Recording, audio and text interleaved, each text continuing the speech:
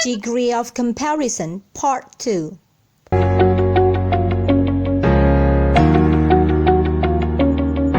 Assalamualaikum. Good morning everyone. Kali ini kita akan belajar mengenai comparative degree, tingkatan lebih. Apel lebih kecil daripada semangka. Apple is smaller than watermelon. Lalu gimana ya caranya untuk membuat comparative degree? Cara pertama adalah jika kata sifat hanya satu atau dua suku kata saja, maka cukup menambahkan akhiran er. Perhatikan contoh berikut. Small, satu suku kata yang artinya adalah kecil. Ketika kita ingin mengungkapkan lebih kecil, maka kita tinggal menambahkan er di belakang small. Small menjadi smaller. Contoh selanjutnya, cheap, satu suku kata, artinya murah. Ketika kita ingin mengungkapkan lebih murah, maka kita tinggal menambahkan cheap dengan akhiran er. Cheap, cheaper. Ada beberapa hal yang harus diingat. Kata sifat yang berakhiran huruf Y harus diubah terlebih dahulu menjadi I plus er. Perhatikan contoh. Lazy atau malas menjadi lazier, lebih malas. Lazy berakhiran huruf Y, sehingga kita harus mengubah Y menjadi I plus er, sehingga lazy menjadi lazier. Perhatikan contoh-contoh berikut ini. Crazy yang berakhiran huruf Y harus diubah menjadi I plus er, sehingga menjadi crazier. Dirty yang berakhiran huruf Y maka harus dirubah menjadi I plus er, sehingga menjadi dirtier. Selanjutnya, pretty yang berakhiran huruf Y harus dirubah menjadi I plus er, sehingga menjadi prettier.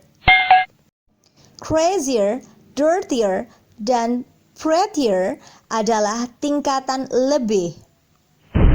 Crazier lebih gila, dirtier lebih kotor, dan prettier lebih cantik. Berikut adalah contoh dari comparative degree dalam pengaplikasiannya pada kalimat. Mereka lebih malas daripada saya. They are lazier than me.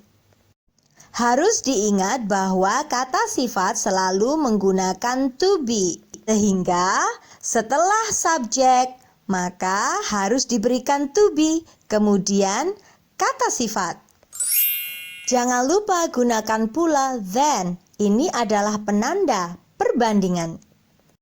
Selanjutnya, jika kata sifat lebih dari dua suku kata, maka kita menggunakan kata more.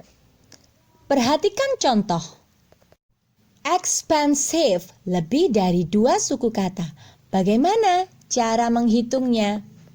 Mudah saja, kita cukup melakukan pemenggalan seperti expensive. Kita meletakkan more sebelum kata sifat, sehingga akan menjadi more expensive. Berikut adalah beberapa contoh kata sifat yang memiliki lebih dari dua suku kata. Beautiful, beautiful.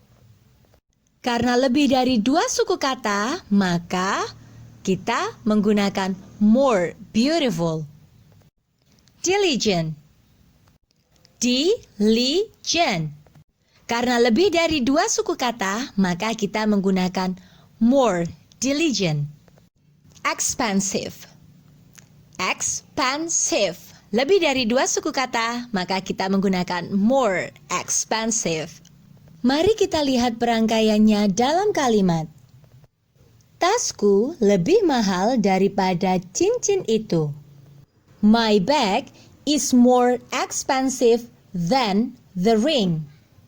Subjeknya adalah my bag, sedangkan is adalah to be. Mengapa memakai to be? Karena kita menggunakan kata sifat setelahnya. More expensive. Jangan lupa untuk selalu menggunakan than, karena ini adalah yang menyatakan perbandingan. Contoh kedua, roti itu lebih enak daripada nasi. The bread is more delicious than the rice. The bread di sini adalah subjeknya, sedangkan is adalah to be. More delicious adalah tingkat perbandingan dan than yang menyatakan perbandingan itu. So, selalu gunakan to be dan juga than ya.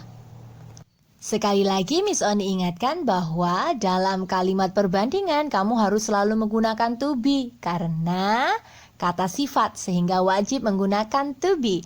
Dan yang kedua, tingkat lebih selalu menggunakan than sebagai ciri khasnya. For your information, ada beberapa kata sifat yang tidak terkena hukum penambahan er ataupun more. Dan kata tersebut disebut dengan irregular adjective. Perhatikan contoh. Kata good. Kalian tidak boleh menambahkan er sehingga menjadi gooder. Ini salah ya. Yang benar, good menjadi better. Selanjutnya, much. Bukan menjadi mucher, tetapi menjadi more. Kata-kata tersebut disebut dengan irregular adjective. Perhatikan tabel berikut. Good menjadi better. Well menjadi better. Bad menjadi worse. Ill menjadi worse. Much menjadi more. Many menjadi more. Little menjadi less. Small menjadi smaller. Old menjadi elder. Late menjadi later. Far menjadi farther.